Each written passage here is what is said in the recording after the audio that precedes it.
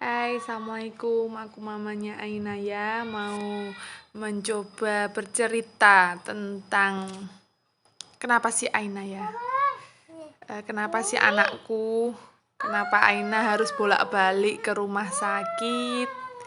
Karena masih banyak pertanyaan dari orang-orang baru maupun kenalan-kenalan baru atau em, yang udah lama kenal tapi belum membaca cerita. Aku udah bikin nih, ringkasan cerita sebenarnya apa yang terjadi dengan Aina ya di Facebook, tapi kebanyakan pada males membaca. Dan membaca pun ada yang mudeng, ada yang enggak. Makanya aku coba untuk bikin suatu video. Udah izin sama suami, oke lah boleh. Karena suami juga capek kalau ditanya, kenapa sih anakmu? Kenapa kamu bolak-balik ke rumah sakit? Kok sepertinya sesuatu yang urgent untuk Aina harus bolak-balik ke rumah sakit. Makanya aku mulai mencoba untuk bercerita lewat suatu video biar kalau lisan kan mungkin lebih dimengerti. Harapannya seperti itu. Jadi nanti akan diuraikan sedikit demi sedikit karena kalau diceritakan bener-bener panjang banget sampai suami aja sampai bilang, anakmu kenapa sih gitu. Kamu duduk dulu, kalau kamu banyak waktu kamu duduk dulu, aku mau bercerita karena ini nggak akan selesai sampai sejam aku ceritain anakku kenapa. Suami sampai bilang kayak gitu. Oke lah, ini sudah izin suami, jadi oke, bikin video, siapa tahu video ini bisa bermanfaat bagi yang lain atau bisa jadi kenangan perjalanan anakku untuk sehat, biar panjang umur, biar ceria selalu.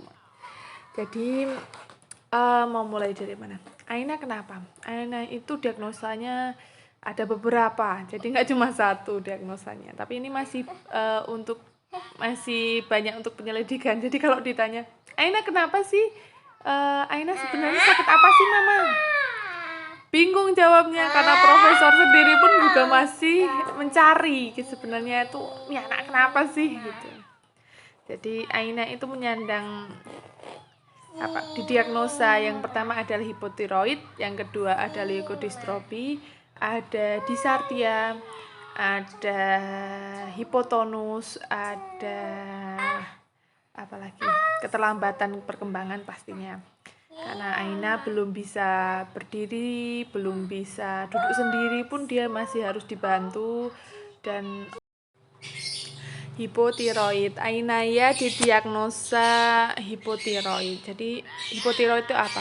Hipo itu rendah, tiroid itu hormon yang ada di dalam tubuh kita yang mengatur metabolisme, perkembangan dan pertumbuhan. Jadi kalau anak-anak itu kan harus tumbuh dan berkembang, tidak hanya tumbuh aja tapi juga harus berkembang. Jadi Aina mendapatkan Tirax atau obat penambah tiroid karena dia masih fase berkembang nih, karena dia harus metabolismenya juga harus terjaga dengan bagus, biar berat badannya juga naik, tinggi badannya juga naik, kecerdasannya pun juga harus naik. Kalau dia tidak ketahuan hipotiroidnya, ini bahaya nih.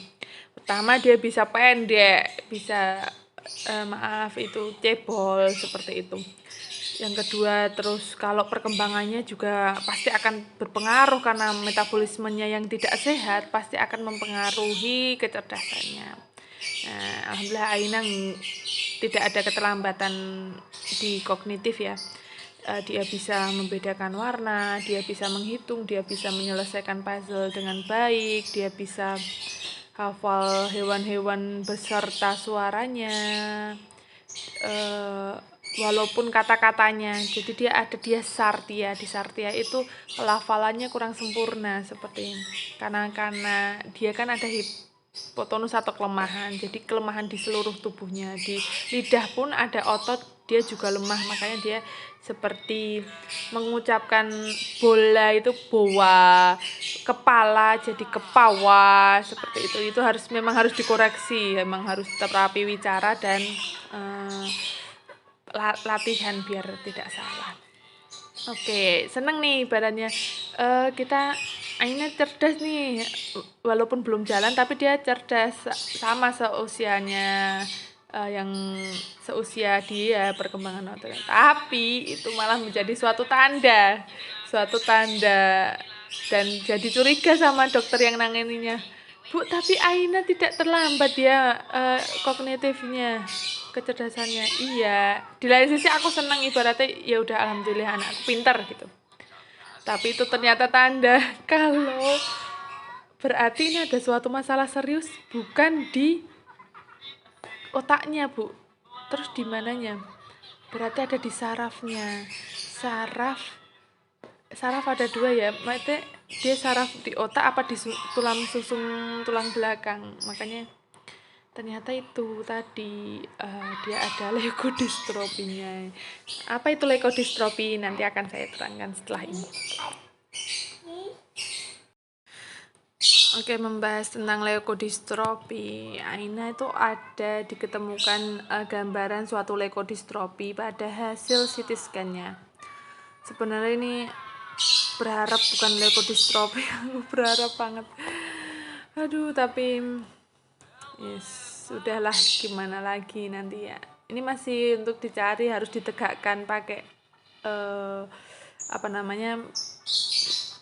pakai hasil lab yang lain seperti MRI ataupun hasil tes DNA yang lainnya, tapi ini belum, masih proses pencarian. Jadi aduh, perjalanan masih panjang. Oke, aku sadar perjalanan masih panjang. Kekuatan orang tua harus ditambah amunisi, kekuatan mental yang hatinya tuh harus siap seperti roller coaster, harus siap. Leukodistropi itu adalah suatu kelainan langka, benar-benar sangat langka ditemukannya, karena di Indonesia mungkin banyak yang kasus-kasus yang nggak ditemukan karena salah. Kalau salah nggak ya, karena belum tahu ya, belum diselidiki lebih lanjut, jadi mungkin karena itu berpacu dengan nyawa ya ibaratnya. Aduh, leukodistropi itu suatu kelainan langka yang menyebabkan tidak ada obatnya, tidak bisa sembuh, dan itu memang degeneratif nantinya. Selama ini degeneratif, tapi kita punya Allah, kita serahkan semua sama Allah. Yang penting Aina posisi sekarang sehat, dia ceria, dia happy, itu alhamdulillah. Saya sebagai orang tua tuh alhamdulillah. Oke lah, penyelidikan sampai harus selesai, sampai benar-benar ketemu ini Aina kenapa. Ya itu tadi, dia menyandang leukodistropi juga menyebabkan semua otot-ototnya kan lemah di otot pernafasan. Jadi kenapa Aina jarang sekali aku ajak keluar nih, untuk tetangga-tetangga sebelah, maaf nih, jarang banget untuk keluar. Aina sekalinya dia batuk, dia terkena flu, itu tidak seperti anak yang lainnya. Dia bisa batuk, batuk sampai gitu, sampai kuat tuh, itu kan biar nggak sesek ya. Kalau Aina enggak, dia batuknya cuma rendah, refleks batuknya rendah. Jadi kalau dia sakit flu sedikit aja, itu bisa penurunan saturasi, bisa sesak nafas parah, dan itu juga mengancam nyawanya. Makanya saya memilih untuk jarang mengajak dia berinteraksi keluar, karena menjaga, apalagi masa pandemi seperti. Ya, tadi sedikit gambaran cerita tentang apa yang terjadi pada Aina ya. Semoga bisa dimengerti, karena ini juga masih tahap penyelidikan lebih lanjut, maksudnya untuk penegakan diagnosa apa yang terjadi pada Aina ini, karena kasus ini benar-benar langka, sangat langka. Untuk mencari referensi di Indonesia pun sangat minim sekali. Makanya ini masih minta doanya, semoga Allah membukakan seterang-terangnya apa yang terjadi pada Aina, supaya penanganan support hidupnya juga lebih baik lagi. Ini tidak seperti penyakit tipes atau flu yang bisa sembuh ada obatnya. Ini karena penyakit suatu genetika, pasti akan, aku sadar ini akan jadi suatu yang panjang, masih harus bolak-balik ke rumah sakit, tapi minta doanya saja semoga Allah memberikan membuka jalan, memberitahu apa yang benar-benar terjadi pada anakku ini, jadi penanganannya lebih tepat lagi. Kita sebagai orang tua juga untuk merawatnya juga tahu harus seperti apa. Kalaupun ada sesuatu nanti yang terjadi, kita juga harus siap-siap, semua support hidupnya di rumah harus semoga bisa tercukupi ya, untuk kehidupan dia lebih baik lagi. Pokoknya terima kasih semuanya atas perhatiannya pada anakku, doanya, ucapan semangatnya. Terima kasih sekali, itu sangat benar-benar berarti bagi kami, keluarga Ainaya. Ini masih harus apa ya, ceknya tuh masih panjang banget, mungkin masih harus cek DNA, mungkin katanya pun tidak bisa diselidiki di Indonesia dan sampel DNA-nya harus dikirim ke luar negeri. Oke, kalau itu memang harus terbaik. Pokoknya minta doanya saja, semoga ini Aina segera ketahuan kenapa. Terus minta doanya keluarga kita mentalnya selalu kuat, lalu diberi kesehatan, kekuatan, itu aja sih. Terima kasih pokoknya semuanya, dukungannya, terima kasih. Karena cukup sekian. Semoga lain kali akan kita bahas masalah-masalah yang lain dengan pelan-pelan lah. Kita nikmati hidup ini. Oke, terima kasih. Wassalamualaikum warahmatullahi wabarakatuh.